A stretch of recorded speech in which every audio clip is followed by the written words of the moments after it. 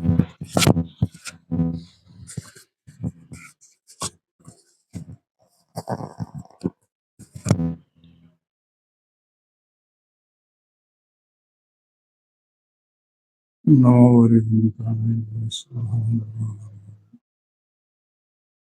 वज्रायामि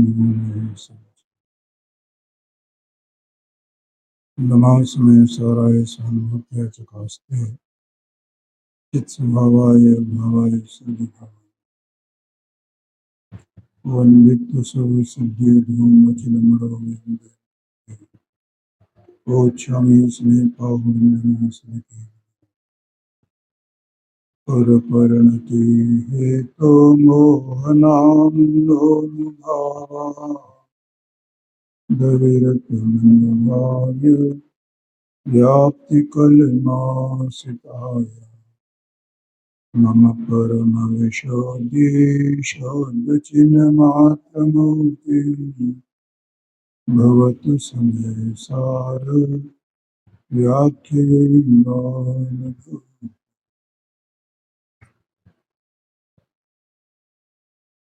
समय सार ग्रंथादराज में ये सियारवाद अधिकार चल रहा है और इस पर पूज्य गुरुदेव श्री के कुछ जो व्याख्या थी और है, तो एक प्रश्न के संबंध में क्रम और अक्रम रूप से प्रवर्तमान अनंत धर्मों के समुदाय, उनमें जो परस्पर भिन्नता, इसका जो स्वरूप गुरुदेव श्री ने कल खुलासा किया था, वो अपन ने उसकी चर्चा की थी। आज यहाँ पर ये नियमसार का है ये, तो ये गुरुदेव श्री का व्याख्यान नहीं। अच्छा, तो यहाँ पर ये कहते हैं, देखो, जो न्यूनता, विपरीतता और अधिकता से रहित है, संदेह से भी रहित है, स्पष्टता से सहित है, जो वस्तु जैसी उसे वैसी जानता है वो ज्ञान है। जाने जिनागम में कहे वह ज्ञान सम्यक ज्ञान है। जैसा वस्तु स्वरूप है उससे कम न कहे, अधिक न कहे, विपरीत भी न कहे, ऐसी तो वीतराग की वाणी है। यही है ना। देखो क्या है कि यहाँ दो बातें बताई गई हैं। एक तो वीतराग वाणी का स्वरूप बताया गया है कि वीतराग वाणी कैसी है, और दूसरा उस वीतराग वाणी के अभिप्राय को जानने वाला सम्यक ज्ञान का स्वरूप बताया। ऐसा है। एक कुर्सी और रखी हुई मैं सवाल। हाँ, क्या कहा, दो चीजें हो गई ना। क्योंकि जो ज्ञानी होता है तो ज्ञानी माने सम्यक ज्ञान संपन्न, भले ही उसका अभी अल्प ज्ञान है, लेकिन भगवान की वाणी के अनुसार वस्तु स्वरूप का जो कथन किया गया है उसको, उसका ज्ञान ज्यों का त्यों जानता है। इसलिए इसमें दोनों बातें आ गई हैं। तो वो मैं बता रहा हूं यहाँ पर, वो कहा है यहाँ पर। ये रत्नकण श्रवकाचार्य से लिया गया है क्या? नियमसार जी में है। अच्छा, ठीक। हाँ, ठीक। वैसे ये बात रत्नकण श्रवकाचार्य में भी है, और मुझे वो सूत्र का नंबर हाँ, गाथा का नंबर ध्यान में नहीं है मुझे। वो सम्यक ज्ञान जहां से प्रकरण शुरू होता है वहां पहला ही ये पहली गाथा है, उसके संबंध में वहां लिखा हुआ है, जहां तक मुझे याद आ रहा है। यहां कह रहे हैं देखो,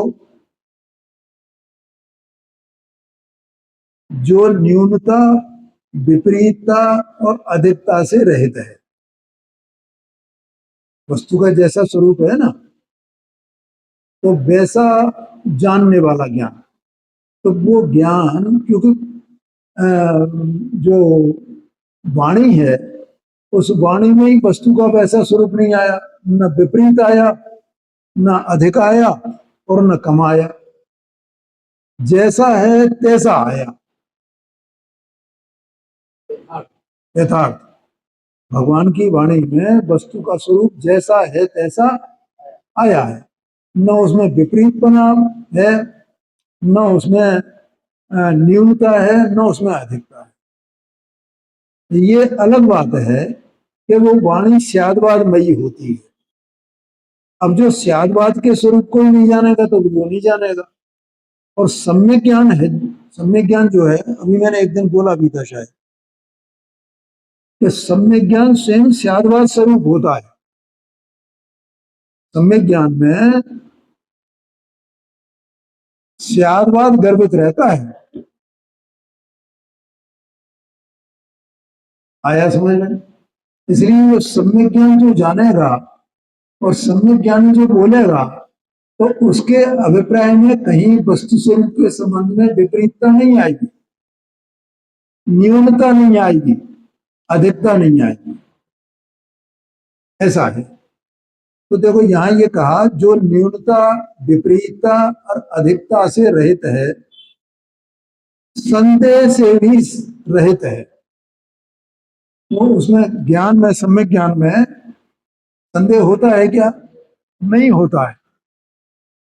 सम्यक ज्ञान में संदेह हो ही नहीं सकता है, वो तो निर्मल है, वस्तु स्वरूप को जो कहते हैं जानता है, स्पष्टता से सहित है। स्पष्टता से सहित है, जो वस्तु जैसी उसे वैसी जानता है, उसे वैसी जो ज्ञान जानता है,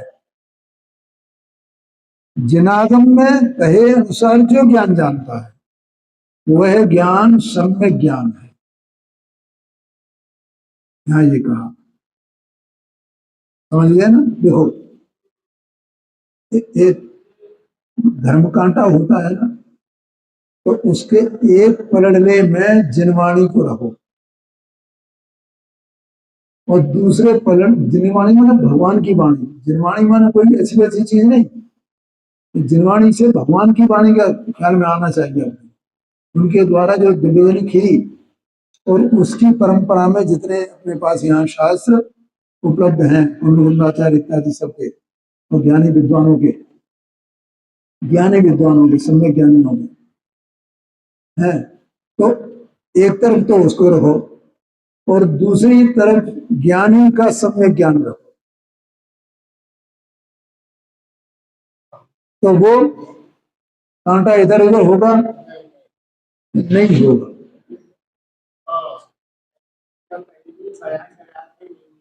कुछ नहीं, जैसा है तैसा।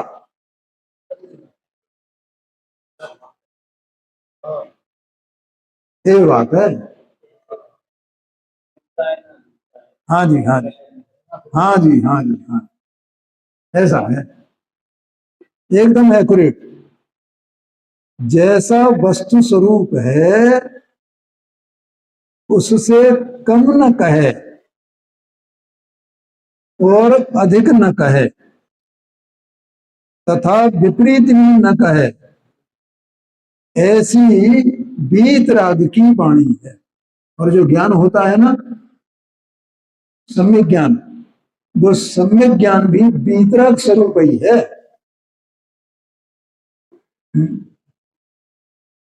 वो सम्यक ज्ञान निर्विकल्प है। असल में क्या है, अभी एक दिन पांडे जी लाए थे, कौन वो आपे गोल लाए थे ना गुरुदेव जी का, तो मैंने बताया था कि मोक्षनाथ प्रकाशक जी ने दिया है 211 पेज पर है, तो वो अपन ने पढ़ा था। उसमें सम्यक ज्ञान को निर्विकल्प बताया था ना। तो निर्विकल्प ज्ञान कौन सा है? विचार रहित ज्ञान वो ज्ञान नहीं है, उसमें बताया था ना। हाँ, कि जब ज्ञान जो वस्तु का जैसा स्वरूप है वैसा जाने, और उसमें राग द्वेष का अभाव हो, है, तो वो ज्ञान वीतराग ज्ञान है, निर्विकल्प ज्ञान है वो। कैसे? कि जब ज्ञान राग को राग रूप जाने, दुख रूप जाने, और स्वभाव को सुख रूप जाने, तो वो ज्ञान क्या है?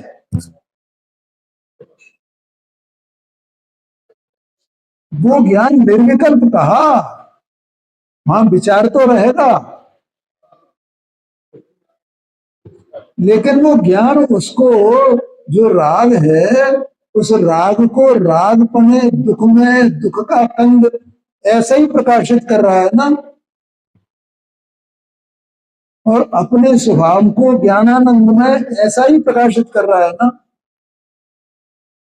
और इस राग से मेरा जो स्वभाव है वो मलिन नहीं होता है, एक दुखी नहीं होता है, दुखमय नहीं होता है, ऐसा ही प्रकाशित कर रहा है ना।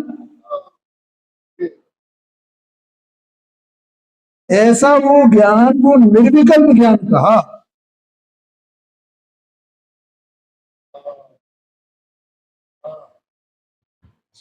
क्या कहा भैया? बहुत कठिन बातें हैं असल में। जगत को कुछ खबर है नहीं, वस्तु का क्या स्वरूप है, कुछ भी कह जाए या करके बताया जाए, ऐसा समझना। इसलिए जहां ये कहा कि विपरीत भी नहीं कहे, अधिक भी न कहे, कम भी न कहे, वो वीतरागवाणी है। वो ऐसा वो ज्ञान वीतरागी है जो जाने, जानना और कहना है, और वो कहना वो स्यादवादमयी है, और ज्ञानी ही उसको कह सकता है, अन्य नहीं कह सकता, ऐसा समझना। हाँ जी। अब अपने इस 744 पेज पर परस्पर भिन्न ऐसे अनंत धर्मों के समुदाय रूप एक व्यक्ति मात्र भाव रूप से स्वयं ही है, ये चर्चा आई थी ना। उसमें गुरुदेव जी का थोड़ा सा अपन ने कल उसका स्वाध्याय किया था। मैं इसमें थोड़ा सा दो तीन बातें और बताना चाहता हूँ, फिर अपन आगे चलते हैं।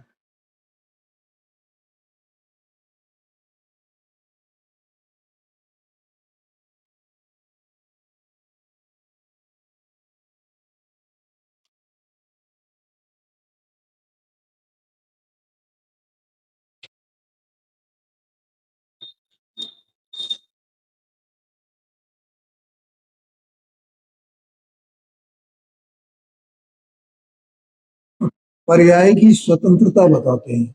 ये बात चल रही थी ना, एक एक समय की पर्याय। द्रव्य स्वतंत्र, पर द्रव्य से एक द्रव्य का दूसरे द्रव्य से कोई संबंध नहीं है। गुण स्वतंत्र, एक द्रव्य में रहने वाले अनंत गुण, एक गुण का दूसरे गुण से कोई संबंध नहीं है। क्या भैया? अब तीसरी बात कि उस द्रव्य में जो एक एक समय की पर्याय उत्पन्न हो रही है, विलय को प्राप्त हो रही है, उत्पन्न हो रही है, विलय को प्राप्त हो रही है, ऐसी एक पर्याय का दूसरी पर्याय से कोई संबंध नहीं। इस पर्याय की संबंध रहितता को गुरुदेव सिंह किस प्रकार से बताते हैं, ये देखते हैं। देखो, सम्यक दर्शन की निर्मल पर्याय अनाद काल से नहीं थी और वह अपूर्व दशा सम्यक दर्शन की जो पहले नहीं थी वो प्रकट हुई।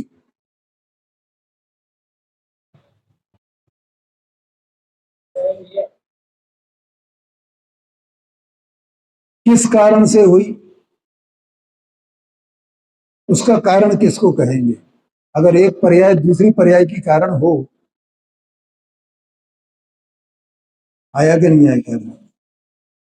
तो अनाथ से कौन सी पर्याय थी? मिथ्या दर्शन की है, और उसका व्यय होकर के और सम्यक दर्शन की पर्याय प्रकट हुई। तो क्या पूर्व पर्याय को वर्तमान पर्याय का कारण कहेंगे? इसका मतलब जो वर्तमान पर्याय है वो पूर्व पर्याय से निरपेक्ष है ना, उसको उसकी अपेक्षा नहीं है ना।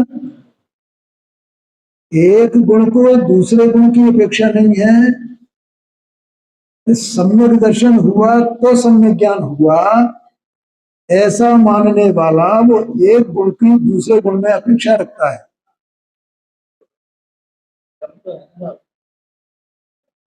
नहीं, क्रम नहीं है, अक्रम है। गुण कैसे बताए थे? हाँ जी, पर्याय का क्रम है, लेकिन सम्यक दर्शन पहले हुआ फिर सम्यक ज्ञान हुआ, यह क्रम नहीं है। अगर वो क्रम मान लिया जाए तो गुण अक्रम नहीं रहेगा फिर।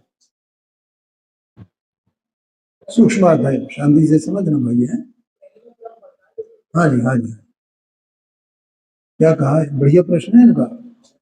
मैं अपने को ऐसे ही लगेगा ना, सम्यक दर्शन पहले फिर सम्यक ज्ञान फिर सम्यक चारित्र। इसको मानने में क्या दोष आएगा कि एक गुण को दूसरे गुण की अपेक्षा है? क्योंकि एक ज्ञान गुण की पर्याय, एक श्रद्धा गुण की पर्याय, एक चारित्र गुण की पर्याय।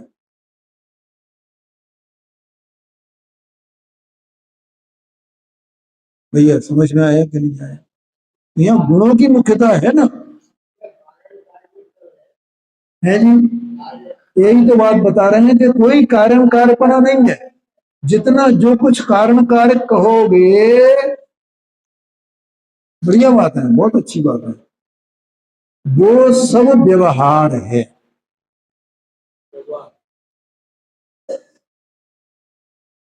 क्या कहा?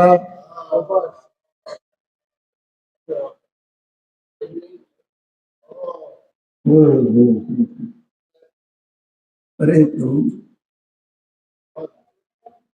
वस्तु का ऐसा स्वरूप है, कोई क्या करे। ये तो आप लोग इतने अभ्यासी हो ना, इसलिए समझते हो, है? नहीं तो जो अभ्यासी नहीं है बेचारे तो कहाँ कहाँ समझ में आएगा, है? समझने की बात तो कोई सुन भी नहीं सकता। हाँ हाँ, देखो ये कह करके करे ये तो मुनियों को नहीं मानते, तो उदाहरण दे जाते, ये तो मिथ्या दृष्टि है, मुनियों को नहीं मानते, देखते ही नहीं। कहाँ समझ में आ, उन्हें तो यही समझ में आता है। बोलो भैया, समझ में आया? अगर हम सम्यक दर्शन होता है फिर सम्यक ज्ञान होता है फिर सम्यक चारित्र होता है, ये माने तो एक गुण को दूसरे गुण की अपेक्षा आ गई उसमें, उसकी स्वतंत्रता नहीं रही, ऐसा समझना है।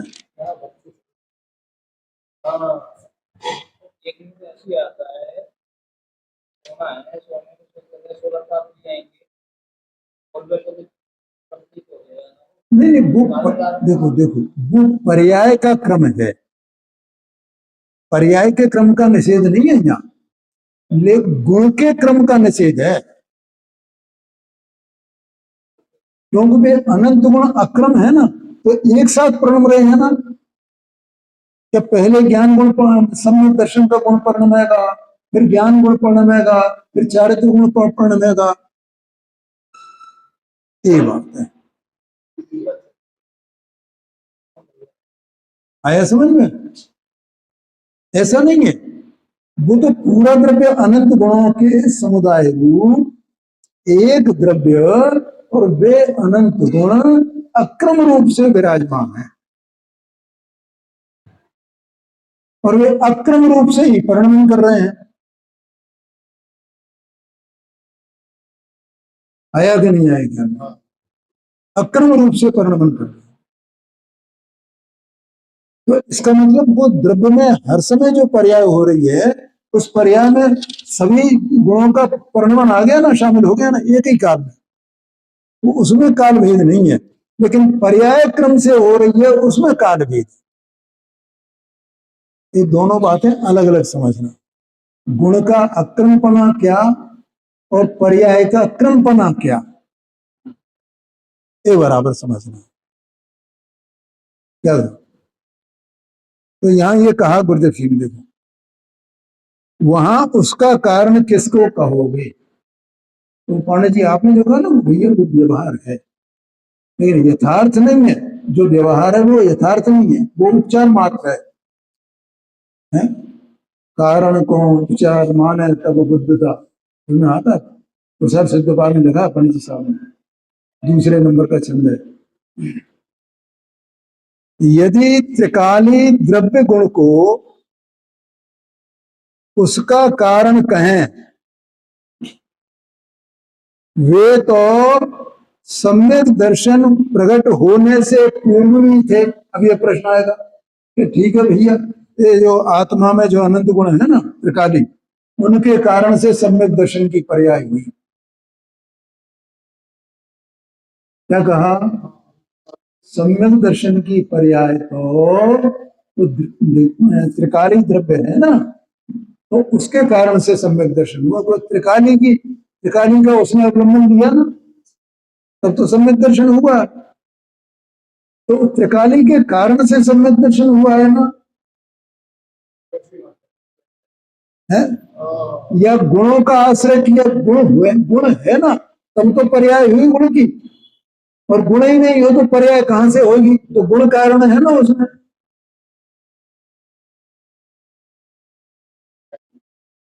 क्या कहा कि गुण कारण है ना पर्याय में। गुण जो अक्रम रूप है और पर्याय जो क्रम रूप है, तो उसमें गुण तो कारण है ना। तो कहते हैं भैया, वे तो सम्यक दर्शन होने से पहले ही विद्यमान थे। अगर वे कारण होते तो उन्होंने वो कार्य क्यों नहीं किया?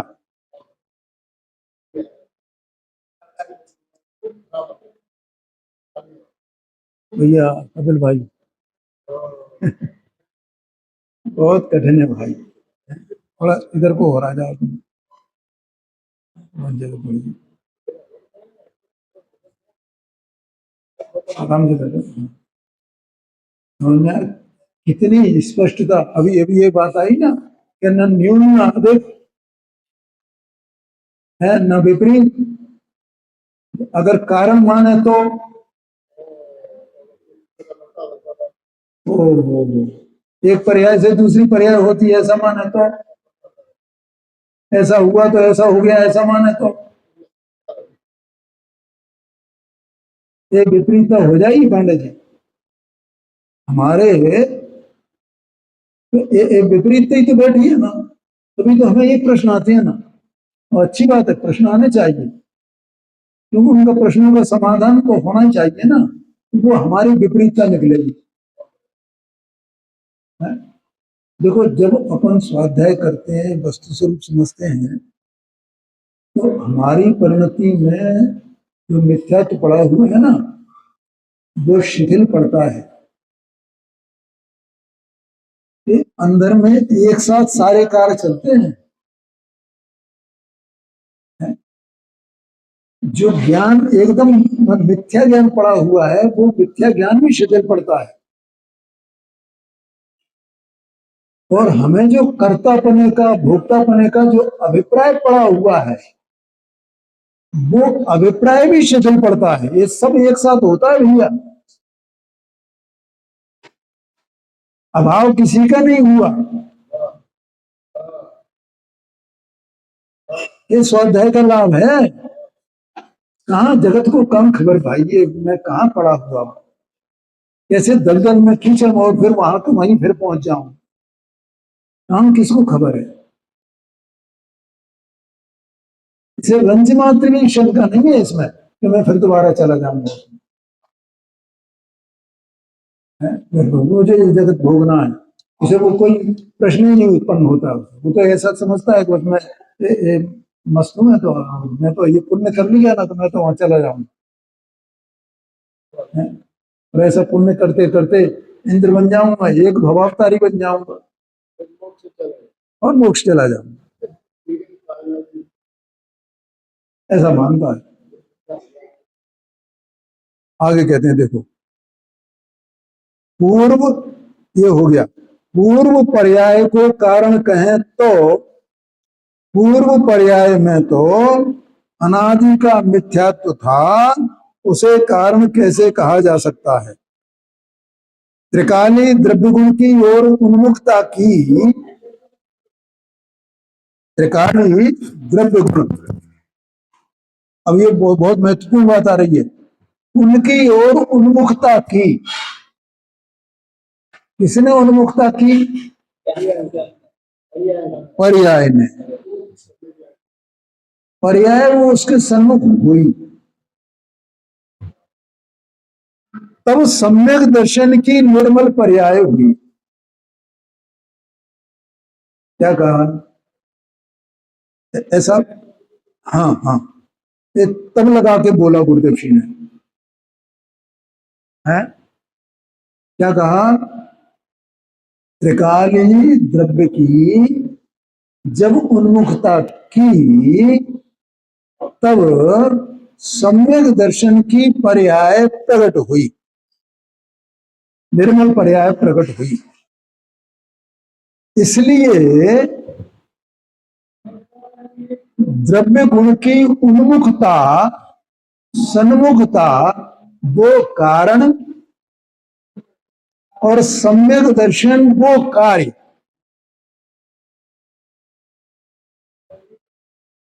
ख्याल में आया कि नहीं है? ऐसा कहें तो वहां द्रव्य गुण की ओर उन्मुखता करने वाली पर्याय और सम्यक दर्शन की होने वाली निर्मल पर्याय, यह दोनों कहीं भिन्न भिन्न नहीं है।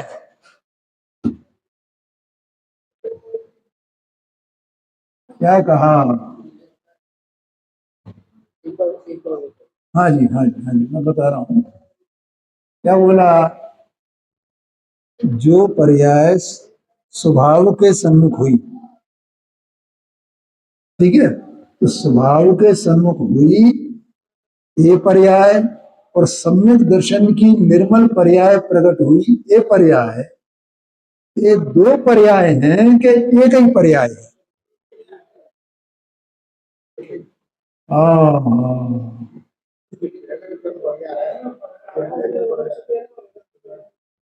उनमें वो कारण कार्यपना कहना ये व्यवहार है।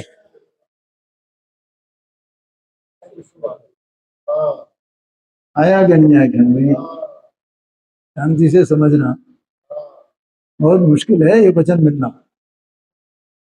ये तो समझो साक्षात अपन दिव्य ध्वनि सुन रहे हैं भगवान की, इससे कम नहीं है।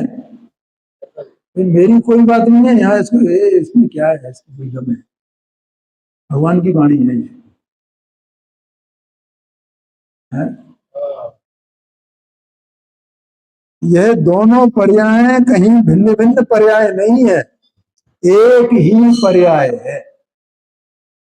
देखो पर्याय की स्वतंत्रता, क्या गुरुदेव श्री का कैसा चित्त चलता है और कैसी बात बताई हो, कितनी करुणा हृदय में कि एक जगत के जीवों को कैसे समझाया जाए। कई बार व्याख्यान में वो बोलते हैं केम बैठे, माने कैसे बैठे, ये बात। इसलिए कारण कार्य अभेद हो जाते हैं, अर्थात कारण कार्य का भेद उड़ जाता है और प्रत्येक पर्याय की निरपेक्षता सिद्ध हो जाती है। क्या कहा? हाँ हाँ हाँ हाँ जी, हाँ जी, हाँ जी, हाँ। द्रव्य की निरपेक्षता, गुणों की निरपेक्षता और पर्याय की निरपेक्षता, ये परस्पर भिन्न है। अनंत गुण, उसके ऊपर क्या व्याख्यान है गुरुदेव सिंह? हो हो। ऐसे व्याख्यान को प्राप्त करके कोई जीव अंदर उतार ले तो उसे सम्यक दर्शन काय नहीं हुए, मुझे तो समझ नहीं।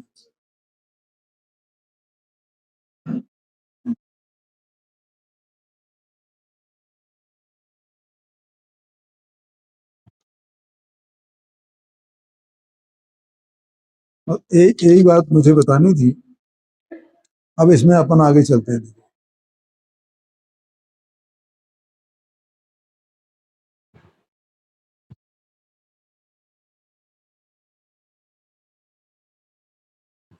अनंत गुणों से अभेद आत्म द्रव्य को लक्ष्य में लेकर जहां साधक जीव परिणमित हुआ, वहां उसके परिणमन में अनंत शक्तियां आत्मा में अभेद होकर परिणमित हो जाती हैं। क्या कहा? अनंत गुणों से अभेद, आत्मा अनंत गुणों का पिंड है ना, अभेद है। तो अनंत गुणों से अभेद आत्म द्रव्य को लक्ष्य में लेकर जहां साधक जीव परिणमित हुआ, जीव द्रव्य है ना, ये स्वयं परिणमित हुआ, ऐसा वहां उसके परिणमन में, परिणमन जो चल रहा है द्रव्य है, द्रव्य का परिणमन, साधक जीव द्रव्य ही तो है ना। है? तो मैं ये बार बार कहता हूं, ये मुनि हो, श्रावक हो, चुल्लक हो, इलक हो, ये जो साधक जीव हैं, तो यहाँ पर उसको ये देह मन वाणी ये सब बाहर की क्रियाएं ये सब थोड़ा सा उनको एक तरफ वो कर देना। वे वहां है, उनका निषेध नहीं है, लेकिन उनको गौण कर देना और एक जीव द्रव्य को मुख्य करना वहां है।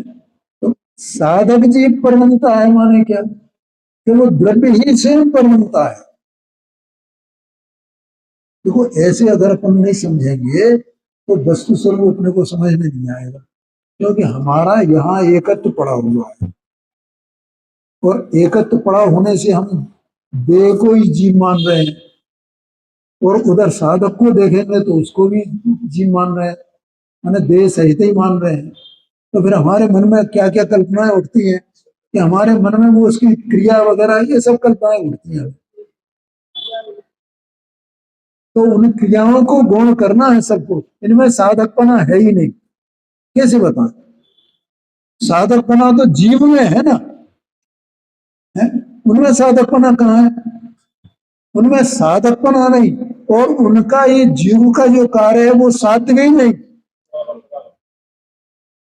क्योंकि उनसे जीव का कार्य नहीं होता है। जीव का कार्य तो जीव से स्वयं से होएगा ना।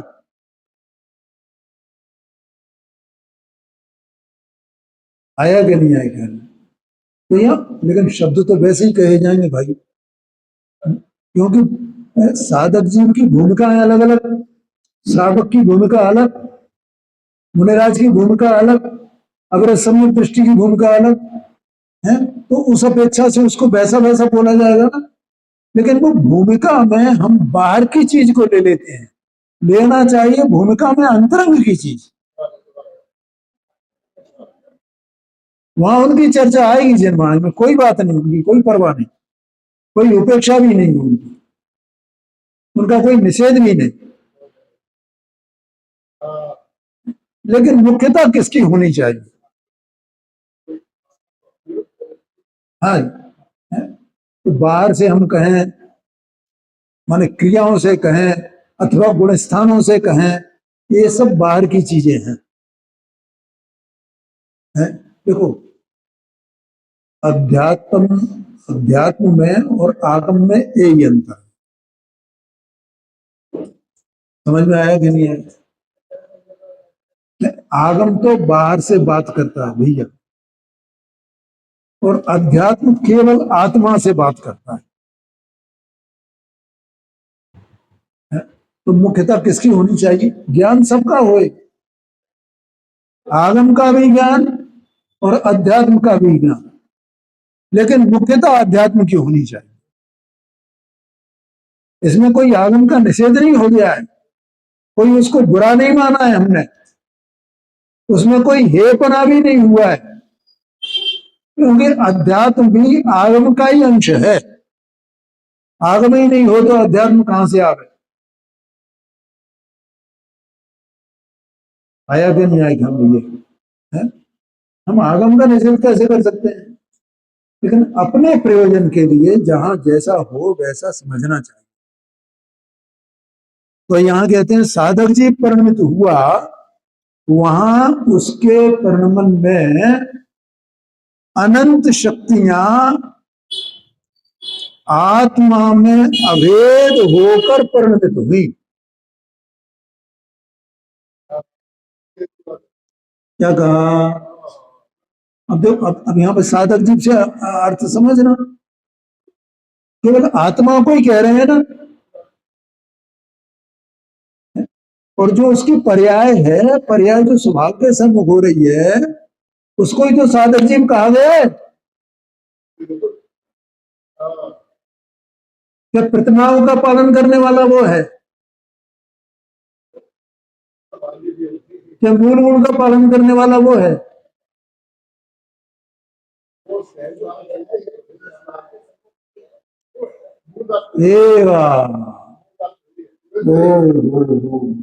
वो साधक है, उसका साध्य अपना नहीं, भगवान आत्मा है, यह सम्यक दर्शन ज्ञान चारित्र है। पर्याय इच्छा से बोलो तो सम्यक दर्शन ज्ञान चारित्र उसका साध्य है। और स्वभाव को इच्छा से, द्रव्य को इच्छा से बोला जाए तो अपना भगवान आत्मा साध्य है। ऐसा समझना, अंदर में वो साधक है और वो उसका साध्य है। तो जहां वो परिणमा, वहां अनंत शक्तियां उस एक समय की पर्याय में उछलती हैं। उछलती है मतलब उसमें शामिल है। शांति से समझना भाई, ये तो शांति का मार्ग है, हल्ला गुल्ला का मार्ग नहीं है। क्या भैया, तो भगवान की वाणी घिरती होगी तो शरण में कितना हल्ला गुल्ला होता है। 12 सभाओं में जीव कैसे बैठते हैं?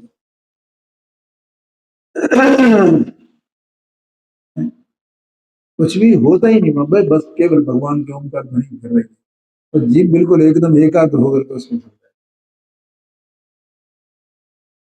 ये सब अपने को आगे मिलने वाला है, चिंता नहीं करना, गारंटी से। क्यों मैं गारंटी क्यों दे रहा हूं पता है? ये सब आगम की बातें हैं कि इनसे आपको सम्यक दर्शन होने वाला है अभी आगे थोड़े ही काल में। लेकिन वो सम्यक दर्शन होगा, वो क्षुण सम्यक दर्शन होगा, औपशमिक सम्यक दर्शन होगा। लेकिन क्षायक सम्यक दर्शन तो केवली और श्रुत केवली की सानिध्य में ही होता है, उसके बिना नहीं होता है, उसके बिना नहीं होता है। तो केवली की वाणी तो बिल्कुल निश्चित रूप से सुनने को मिलेगी, ये समझना। वो सब अपने को देखने को, अनुभव करने को मिलेगा कि भगवान की वाणी कैसी, क्या होता है इस मोशन में। है जी। हाँ जी, हाँ जी, हाँ जी, हाँ जी, उनकी वाणी है। हाँ, वहां उसके परिणमन में अनंत शक्तियां आत्मा में अभेद होकर परिणमित हुई। उसी को अब गुरुदेव सिंह ने कहा, उसी को और किसी को नहीं, उसी को यहाँ ज्ञान मात्र भाव कहा। क्या कहा? ये ज्ञान मात्र भाव आत्मा, ये किसको कहा? हाँ जी, हाँ जी, हाँ जी, ज्ञान मात्र भाव उसको कहा है भैया। ऐसा समझना। देखो इसमें क्या विशेषता आई है? विशेषता ये आई है, गजब गजब हो गया भैया।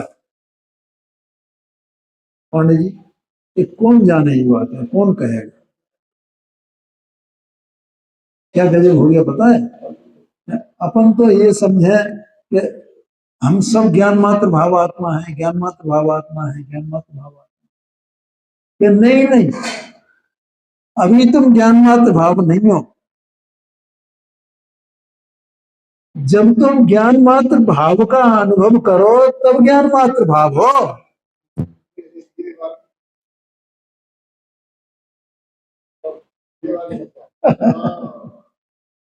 है? नहीं तो मैं तो ज्ञान मात्र भाव में, ये सब चिल्ला रहे हैं ना, निश्चय से आत्मा है, मैं तो भगवान हूँ, मैं तो फलाना हूँ, मैं तो ये हूँ, ये सबकी काट काट कर दी गुरुदेव सिंह ने। भैया पहले शांति से वस्तु के स्वरूप को समझ, द्रव्य गुण पर्याय को जान, देह मनवाणी के द्रव्य गुण पर्याय को जान, ज्ञानावरणादि 8 कर्मों को जान, उनके निमित्त निमित्त भावों को जान। ये सब जानना जरूरी है ना। तो उसमें तो चित्त लगाता नहीं है, तो वो निश्चय की ये कुछ बातें इसमें से पढ़ ली, तो वो निश्चय की गीत गाने लगा, तो कहने लगा मुझे सम्यक दर्शन हो गया, और इन बातों को समझा नहीं। जब इन बातों को देखो, व्यवहार को बराबर समझे बिना निश्चय समझ में नहीं आएगा, क्योंकि व्यवहार में निश्चय ने का प्रतिपादक है। ये सूत्र है आगम का, न्याय का है।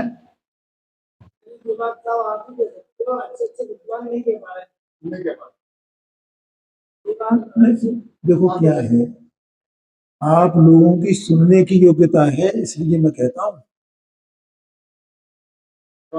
किससे कहा जाएगा? पात्र जीव हो उसके सामने कहा जाता है भैया। पात्र ही नहीं होगा तो कहेंगे किसको? हाँ जी, हाँ जी। क्या बोला? जब तक अपन व्यवहार को नहीं जानेंगे ना, व्यवहार को बराबर, देखो पंडित साहब ने मोक्ष मार्ग प्रकाशक लिखा, तो भैया मोक्ष मार्ग कौन से अधिकार में शुरू किया उन्होंने? 9वें अधिकार से, अंतिम अधिकार, वहां से मोक्ष मार्ग का स्वरूप शुरू किया है उन्होंने। तो बाकी के 8 अधिकारों में क्या कहा है? भूमिका नहीं, व्यवहार कहा है जी। नहीं वो कुछ भी कह रहे हैं, मैं अपनी बात जो कह रहा हूं कि व्यवहार को जाने बिना निश्चय को नहीं जाना जा सकता है। तुम व्यवहार को तो जाने नहीं, मैंने ये सब बातें जो मैंने बताई, संसार का स्वरूप क्या है, निमित्त निमित्त भाव क्या है, ये सब तो हम जाने नहीं। और उसको जाने बिना हम सीधा सीधा बस समय साथ पढ़ करके और ये कहते हैं भैया आत्मा ऐसा है, आत्मा ऐसा है, आत्मा है। और सारा जगत ये कर रहा है, मैं अपन मनुष्यों की बातें कर रहा हूँ। सब एक बस भगवान आत्मा शुद्ध आत्मा शुद्ध आत्मा, ये सब कहने चिल्लाने लगे। ये स्थिति है। गुरुदेव सिंह ने कहा ज्ञान मात्र भाव उसको कहा। क्या साहब, पटेल साहब? ऐसा समझना। बस ये पूरा हो गया है। और इसके बाद यहाँ पर देखो ये 47 शक्तियां आई हैं। इसका ये ज्ञान मात्र भाव, ये बात हो गई ना।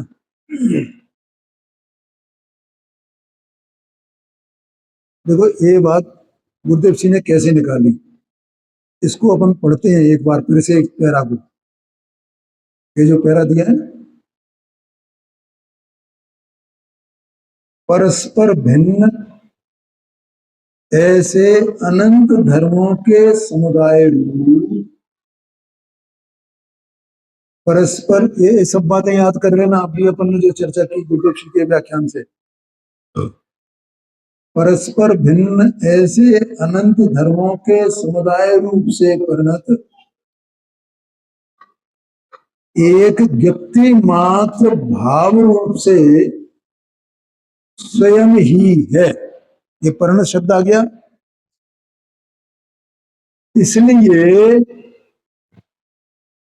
इसलिए आत्मा के ज्ञान मात्रता है। ये जो अभी बात कही ना गुरुदेव जी ने, इसलिए आत्मा के ज्ञान मात्रता है। अब वो बात ख्याल में आ गई होगी ना कि उनका परिणमन उसमें ज्ञप्ति क्रिया में शामिल है।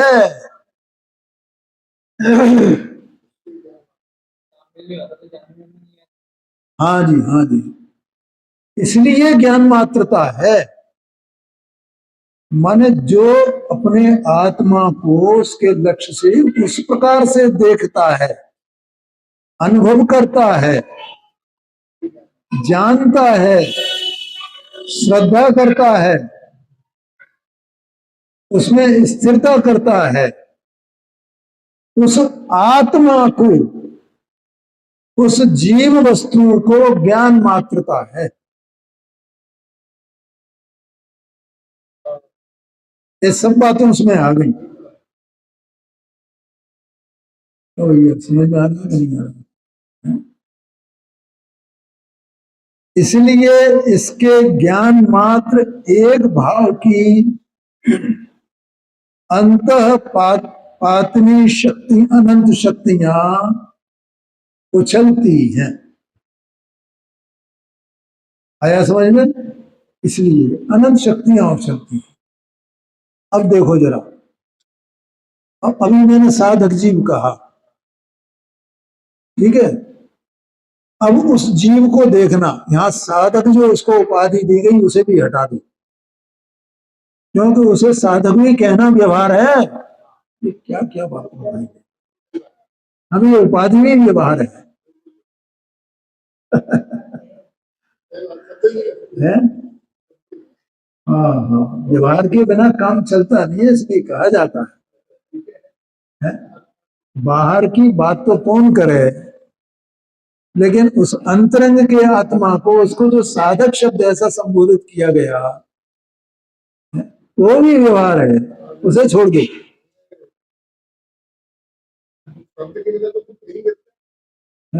अब अकेले उस आत्मा को देखो जिसकी परिणति में, सत्ता स्वरूप वस्तु की परिणति में अनंत शक्तियां उछल रही हैं, वो क्या है? वो ज्ञान मात्र भाव है, वो आत्मा ज्ञान मात्र भाव है। अब बोलो उस ज्ञान मात्र भाव आत्मा को अपन साधक की उपाधि लगाएं तो व्यवहार हो जाएगा कि नहीं हो जाएगा? ओ हो, हाँ जी, हाँ जी। देखो ये होती है योग्यता, है जीव की अंदर की योग्यता कैसी है। इन्होंने कोई ज्यादा नहीं सुना है, पर मैं एक दो बार पहले कह चुका हूं। तो मैं जब ये यहाँ नहीं बैठते थे ना, तब से मैं इनको जानता। ये मेरे मतलब ज्ञान की कोई, समझ लो आप, मैंने ऐसा जान लिया कि एक कोई विलक्षण जीव है और एक तत्व को समझ सकता है। लेकिन मैंने कभी आग्रह नहीं किया, क्योंकि जब जब समझेगा तब नहीं समझेगा, अपनी योग्यता समझेगा।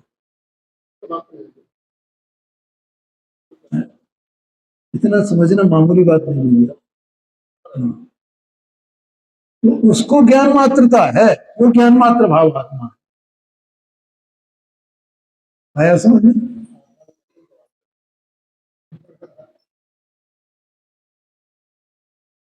दर्शन करने वाले तो आप ही हो ना, हमारा क्या है इसमें? ये तो बाहर के सब निमित्त है भैया, और अपनी योग्यता होए तो वो निमित्त मिलता है,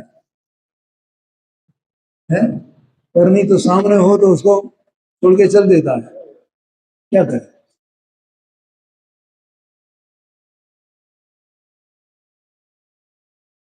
उनमें बस यहां तक ये पूरा हो गया, अनंत शक्तियां उछलती हैं, उनमें से कितनी ही शक्तियां निम्न प्रकार हैं। अब ये शक्तियों का स्वरूप मतलब ये चलेगा। इसमें पहली शक्ति का नाम आत्म द्रव्य के कारण भूमि, ऐसे चैतन्य मात्र भाव का धारण जिसका लक्षण है अर्थात स्वरूप है, ऐसी जीवत्व शक्ति, ये पहली जीवत्व शक्ति है, इसका स्वरूप चलेगा। और ये स्वरूप अपन कल लेंगे, और गुरुदेव जी का व्याख्यान इसमें से अपन चर्चा में लेंगे।